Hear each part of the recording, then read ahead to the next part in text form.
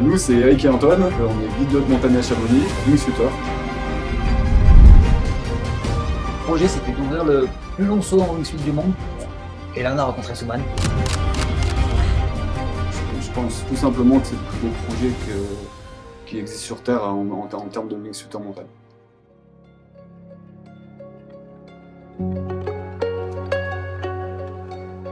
Man, bienvenue.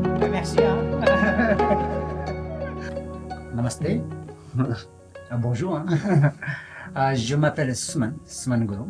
Depuis une vingtaine d'années, j'ai fait mon métier guide de montagne au Népal. Maintenant, je fais aussi le film en montagne. Donc voilà, c'est comme ça que je me suis trouvé avec ces deux super gars, Superman qui vole. Même si on vient de différents pays dans la montagne, c'est montagne, donc on parle la même langue, on travaille le même métier. Donc, On a senti que le rapport avec les Sherpas, c'était un rapport d'égal à égal. On était collègues et finalement on n'était pas là forcément avec le même objectif à la base, mais au final, on était tous là en montagne à se faire confiance les uns aux autres voilà. et aller dans la même direction.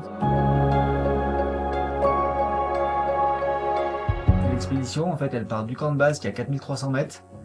On a un premier camp qui est à 1000 mètres plus haut, à 5300 mètres. De ce camp, on appelle le camp 1, on va aller jusqu'à l'arête. À ce camp, il y a juste Eric et moi qui avons dormi là, en fait, c'était pour nous acclimater. En fait, les Sherpas après ont installé le vrai camp 2, qui était lui à 6004. Ils sont allés jusqu'au sommet du Lamjung, donc qui n'avait pas été fait depuis 51 ans, donc ça c'était cool.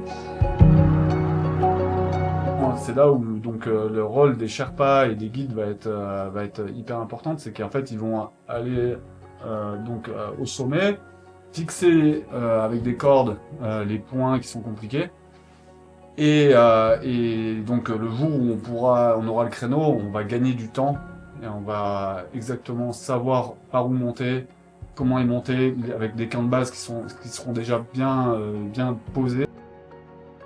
Ce qu'il faut comprendre sur les spécificités d'un saut en wingsuit en montagne, on mesure tout systématiquement, on saute avec un GPS haute fréquence qui nous donne nos courbes de vol, on mesure au télémètre laser, on mesure sur la carte avant toute la distance globale du vol. On part pas au hasard. Il faut que tous les calculs soient ouverts, tous les feux soient ouverts.